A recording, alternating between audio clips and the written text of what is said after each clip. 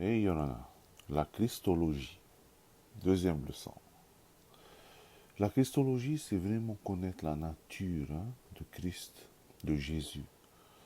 Euh, Christ, qui en fait le mot grec Christos, qui a été traduit le mot grec de Messie, Mashiach. Voilà, Jésus-Christ veut dire en fait Jésus le Messie, Yeshua à Mashiach. Tu vas sûrement entendre parler, vous allez sûrement entendre parler de personnes qui aiment plutôt dire ce terme-là, Yeshua Mashiach, Jésus le Christ. Le Christ a été déjà annoncé dans la Genèse. Donc on fait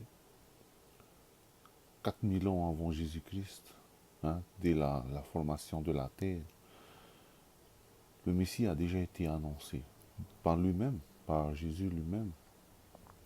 Dès la chute de l'homme, quand l'homme a péché, l'homme et la femme ont péché, Jésus a annoncé que c'est déjà, il y aura le Fils, la femme, le temps de la femme va écraser.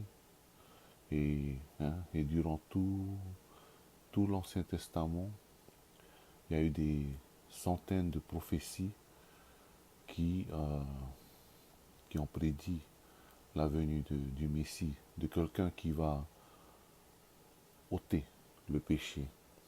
Parce que finalement, devant Dieu, Dieu qui est pur, Dieu qui est juste, Dieu qui est Dieu qui est parfait, parfait, juste et pur.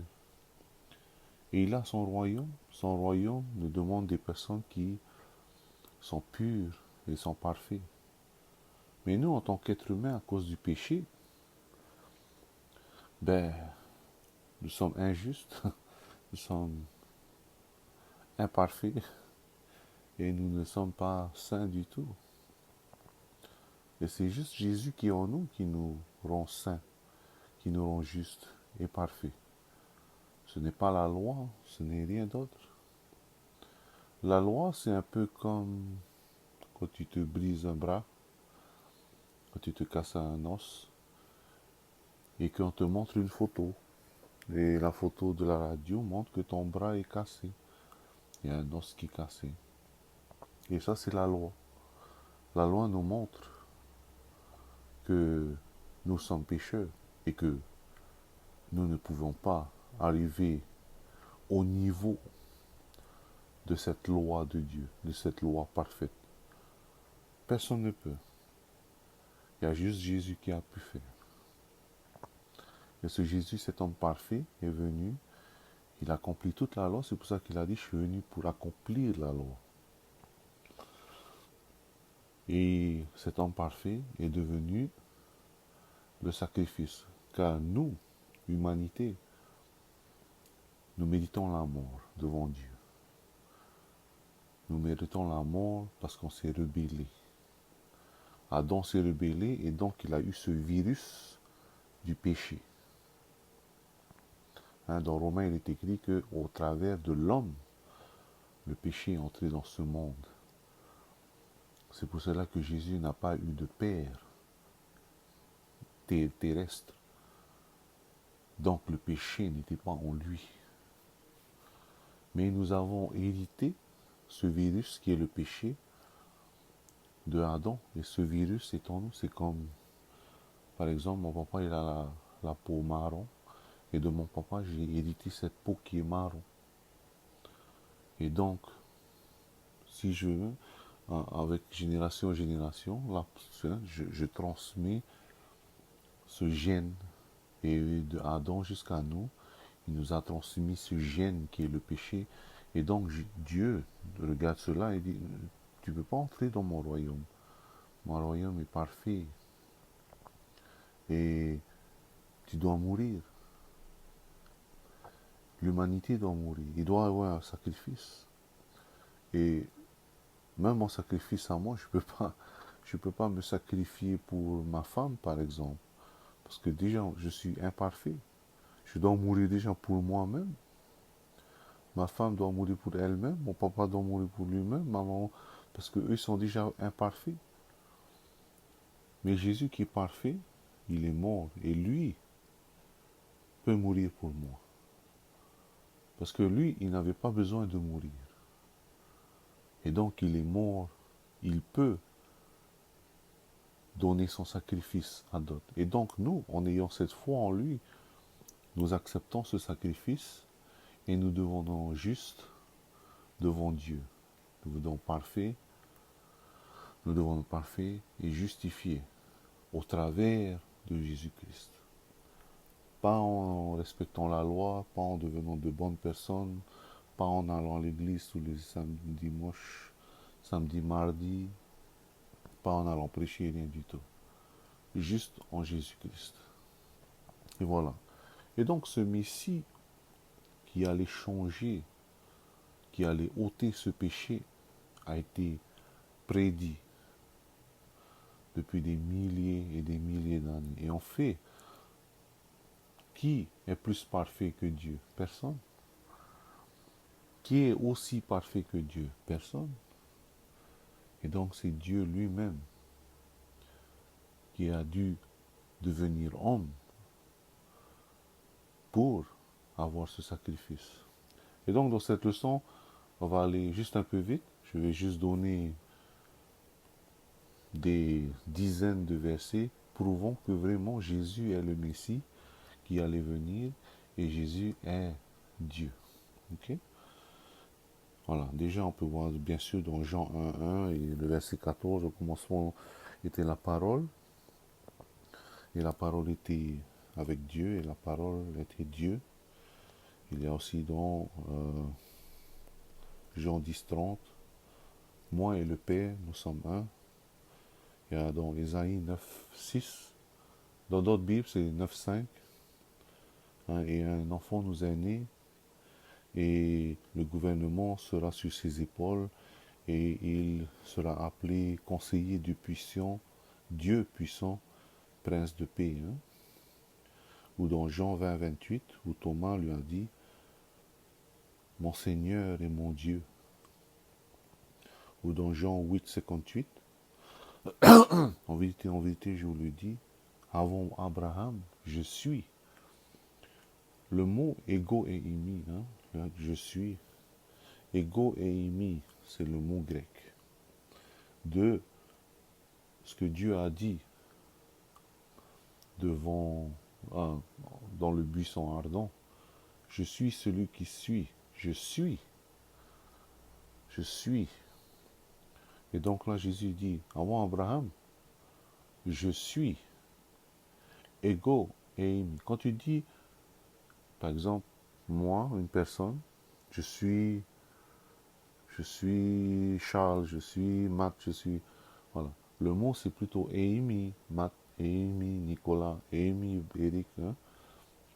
Mais quand tu dis ego et Amy, ego, ça veut dire moi tout seul, je suis. Ça veut dire que j'existe par moi-même. Voilà, donc dans Jean 8.58, avant Abraham, je suis. Et aussi dans Hébreux 1.8, hein, ton trône, ô Dieu, est pour toujours et ton sceptre, hein, et du royaume, voilà, hein, donc c'est Hébreux 1.8. Ou sinon, il y a dans Tite 2.13, hein, que nous attendons à notre espérance qui va apparaître dans sa gloire de notre grand, hein, Dieu puissant et sauveur Jésus-Christ. Hein. Ou sinon dans Colossiens 2.9. Dans Colossiens 2.9, je ne sais pas si c'est en français, c'est la même traduction. Et probablement en votre haïtien, c'est la même traduction que dans la langue originale et en anglais. Hein, qui veut dire que en Jésus, toute la divinité hein, est représentée. Dans Matthieu 1.23, il dit que il nous parle de la Vierge qui va concevoir et qu'il va donner un nom à son fils qui s'appelle Emmanuel, qui veut dire Dieu avec moi. Jésus, il est Dieu avec moi. Ou sinon, il y a Jean 1.3, hein, toute chose a été faite au travers de lui. Et sans lui, les choses ne seront pas faites. Il y a 1 Jean 5,20, où il y a Jean 10, 30 à 33. Il y a aussi dans Apocalypse, chapitre 1, verset 8. Ça, c'est un bon verset à montrer aux témoins de Jéhovah. C'est Jésus qui parle en fait. Je suis l'alpha et l'oméga. Et en fait, ça parle de Jésus qui vient. Là, on peut dire dans Apocalypse 1, 7 et 8. Et en fait, tous les gens vont le voir. Cette personne qui vient des nuées. Tous les gens, même ceux qui l'ont percé. Qu'est-ce qui a été percé? C'est Jésus. Et qu'est-ce qui, après cette personne qui a été percée, apparaît dans les nuages et dit, je suis l'alpha et l'oméga, dit le Seigneur Dieu, celui qui est, celui qui était, celui qui était, celui qui est, celui qui devient, le Tout-Puissant. Ah, désolé, je lis en anglais, je dois traduire dans la tête. Ou sinon, il y a aussi dans Ésaïe 7,14, il dit qu'il va concevoir un fils et son nom sera Emmanuel. Il y a Jean 8,24, je vais vite aller maintenant, que Jésus est mort pour nos péchés. Jean 1,18, que personne n'a vu Dieu à moins qu'il ait vu Jésus. Dans Hébreux 1,3, dans Jean 5,18, dans Matthieu 14,33, dans Exode 3,14, donc, quand il dit je suis celui qui suis, voilà.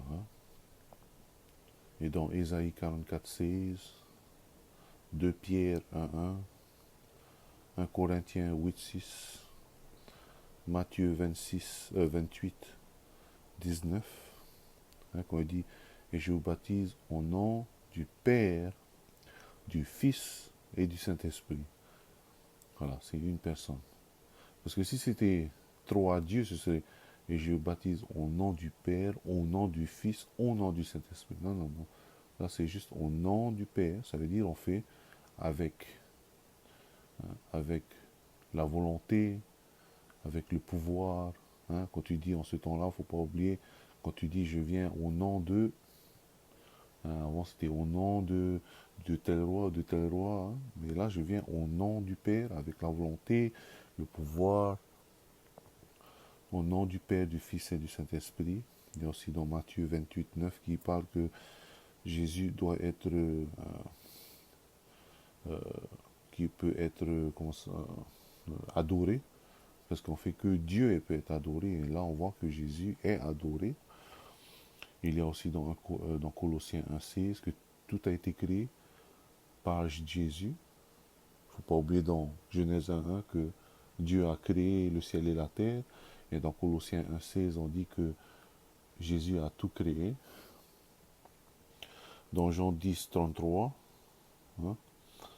dans Actes 20, 28, dans Apocalypse 1, 17, 18, dans Jean 14, 6, il dit je suis le chemin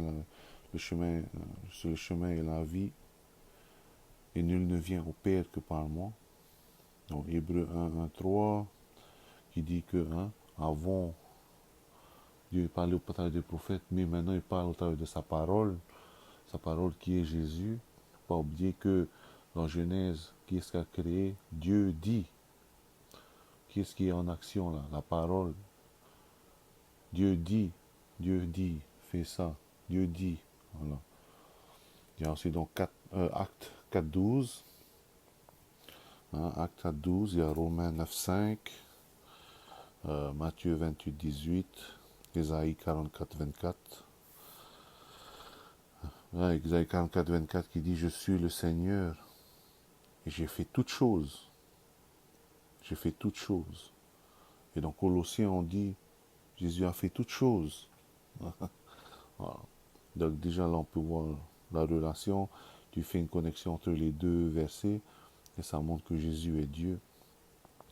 1 Timothée 3,16, Jean 14, 9 à 11, bien sûr Jean 3,16, Jean 17, 3, Jean 14, 9, Genèse 1, 26, Apocalypse 22, 13. Faut pas oublier dans Apocalypse 1, 7 et 8 qui dit je suis l'alpha et l'oméga. Hein, ça c'est un bon verset à comparer avec les témoins de Jéhovah aussi. Dans Apocalypse 1, 7 et 8, il dit hein, je suis l'alpha et l'oméga, le Dieu tout-puissant. Et là, dans Apocalypse 22, 13, c'est Dieu qui parle. Il dit, je suis l'alpha et l'oméga, le premier et la fin. Voilà. Hein. Le premier et le dernier, le début et la fin. Voilà. Et il y a aussi 1 Timothée 2, 5, Jean 5, 22, 23, Ésaïe 43, 11. Hein. Moi, je suis le Seigneur et à part moi, il n'y a pas de sauveur. Attends, j'ai cru que c'était Jésus le sauveur. Ah, mais là, dans Ésaïe, on dit 43, 11, on dit que c'est Dieu qui est sauveur. Ben ouais, Jésus et Dieu sont pareils. Donc, Ésaïe dit que Dieu est le sauveur. Et dans le Nouveau Testament, on dit que Jésus est le sauveur. Voilà, hein, ça prouve que Jésus est vraiment Dieu. Jacques 2, 19, hein, Colossiens 1, 15, qui dit qu'il est l'image du Dieu invisible. Il faut voir aussi ça, parce que à un moment donné, Moïse a demandé à voir la face de Dieu, on fait la face du Père. Et le Père n'a pas voulu, hein, la face de Dieu n'a pas voulu, et Dieu a dit, je vais te couvrir le main, tu pourras voir que le derrière moi. Mais c'est drôle, après sur le mont Horeb, on dit qu'il parlait à Dieu comme un ami face à face. Voilà. Hein. Donc on fait au début, il ne voulait pas voir, on peut peut-être se dire que le Père ne pouvait pas montrer son visage, mais sur le mont Horeb, le mont Sinaï, c'est Jésus qui parlait face à face. C'est lui l'image de Dieu. Hein. Il y a un Michée 5.2, hein, et toi Bethléem, voilà, hein, qui montre où Jésus va naître, dans Daniel 7, 13, 14. Il y a Hébreux 13, 8, hein, qui dit que Jésus est le même hier, aujourd'hui et éternellement. Il n'y a que Dieu qui est éternel. C'est ça la différence entre nous sommes des gens qui sont infinis. Infini, ça veut dire que nous, on a un commencement, hein, nous, comme les anges aussi. Infini, ça veut dire que on a un commencement, mais on n'a pas de fin. Donc, on est infini. Éternel, c'est différent. Éternel, il n'y a pas de commencement et il n'y a pas de fin. Hein, vous voyez la différence? Infini, ça veut dire qu'on a un commencement, notre naissance, notre création, mais il n'y a pas de fin. Donc, on a un commencement et on va seulement jusqu'à la fin. Il y a on va seulement et sans fin. Hein? Un commencement sans fin. Éternel, c'est différent. Sans commencement, sans fin. Voilà, c'est éternel. Hein? Ça, c'est ça qui est éternel. Voilà, donc dans Hébreux 13, 8, hein, Jésus est le même hier, aujourd'hui et éternellement. Il y a aussi dans 2 Corinthiens 4, 4, Matthieu 2, 11, Ésaïe 42, 8. Voilà, hein. Je suis le Seigneur, hein, c'est mon nom, et ma gloire, je ne le donne à personne. Et mes louanges, je ne donne même pas aux idoles. Voilà, regarde bien. Je suis le Seigneur mon Dieu, le Dieu, Seigneur Dieu. Ma gloire, je ne donne à personne. Qu'est-ce que Jésus il a dit à la croix? Père, glorifie-toi en moi maintenant.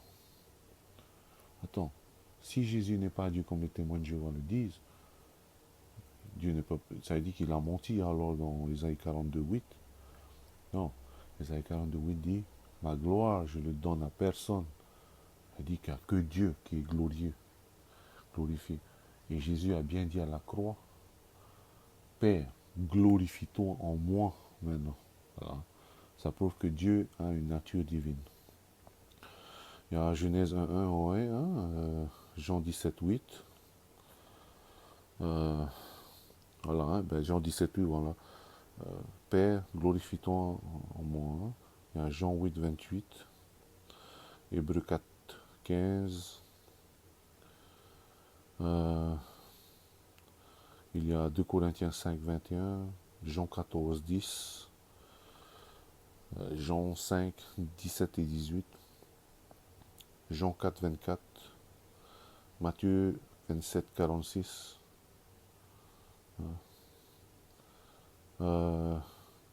Matthieu 4:10. Parce qu'on dit, Jésus dit, hein, loin de moi, hein, loin de moi Satan. Tu dois adorer que le Seigneur. Et lui seul doit le servir. Lui seul, tu dois le servir. Après que le diable est parti, les anges sont venus servir Jésus. Voilà. Et dans Jude, tu peux voir que même l'ange, hein, parce que les témoins de Jéhovah, par exemple, disent que Jésus est l'ange Michel et l'archange Michel. Mais l'archange Michel dans Jude ne peut même pas, n'a pas d'autorité sur le diable quand ils se battent sur le corps de Moïse. Mais là, on voit que Jésus a autorité sur le diable. Voilà. Il y a dans Psaume 17, il y a Jude 1:25, il y a Jean 5:19, il y a Marc 2:7. Voilà. Qui peut, dans Marc 2:7, hein, qui peut pardonner les péchés à part Dieu? Donc, que Dieu peut pardonner les péchés. Jésus pardonne les péchés. Ben, c'est une preuve que Jésus est Dieu. Hein. Voilà. Dans Hébreux 1:6, hein, on dit que il faut laisser les anges adorer Jésus. Qui doit être adoré? Juste Dieu. Donc Jésus est Dieu. Hein, le salaire du péché est la mort dans Romains 6:23. Mais ils ont la vie éternelle au travers de Jésus. Hein. Parce que lui pardonne les péchés. Voilà. Il y a Jean 20:31, Jean 14:28. Attends, je vais aller vite là. Hein. Jean 14:13. Hébreux 1, 2 et 3. Romains 5:8. Jean 6:38. Luc 2:11. Colossiens 1:16-17. Jean 5:30. Jean 5:27. Jean 5:23. Hébreux 12:2. Romains 19. Actes 7:59. 1 Pierre 2:24. Actes 2:22. Jean 20:17. Jean 1:1-3. Ésaïe 45:23. Hein, où il dit que au nom du Seigneur, tous les genoux seront agenouillés. Et comme quand Jésus va venir, tout le monde sera à genoux. Donc Jésus est vraiment Dieu. Hein. Hébreux 4:12, Philippiens 2:17, Philippiens 2:17 aussi, qui dit que hein, tous les genoux seront agenouillés. Il y a Galates 2:20, Corinthiens 10:13, Matthieu 26:39, 1 Corinthiens 15:28, Jean 9:38, où il dit que hein, Seigneur, je crois. Et ensuite, ils ont adoré Jésus. Pas oublier, quand Jean est allé, par exemple, il a été transporté pour écrire l'Apocalypse. Il voulait se prosterner, hein, adorer l'ange. Et l'ange a dit, pas devant moi, il faut juste adorer Dieu. Et là, dans Jean 9:38, on dit qu'ils ont adoré Jésus. Et Jésus l'a laissé faire. Voilà, hein. Donc Jésus est Dieu. Matthieu 24, 36, Proverbe 30, chapitre 30, verset 4, Colossiens 1, 19. Voilà, je ne sais pas combien de versets déjà. Voilà, hein. Donc voilà pour aujourd'hui. C'est juste pour vraiment prouver et mettre un point que Jésus est Dieu. Et il faut vraiment savoir qui on adore. Hein. C'est pas juste un gentil, une personne qui était carrément top, gentil, un bon pasteur. Non, hein, il y a beaucoup de chrétiens qui croient que Jésus c'était juste un bon pasteur. Voilà. Non, non, non, non, non. Jésus c'était Dieu. Il l'a créé et il est venu. Dieu a marché sur cette terre. Et Dieu, il sait. Il y a beaucoup de gens qui disent, les juifs l'ont tué. Non, non. Jésus s'est sacrifié. Il est venu. Il a donné sa vie. Voilà. Il n'est pas venu, oh, on m'a attrapé, on me sacrifie. Non, non. Il s'est fait. Tout a été calculé. Plus tard, hein, dans la Christologie, on va voir que c'est vraiment tout calculé, hein, au jour et à l'heure. Hein. Ok. Ok. Dieu te bénisse.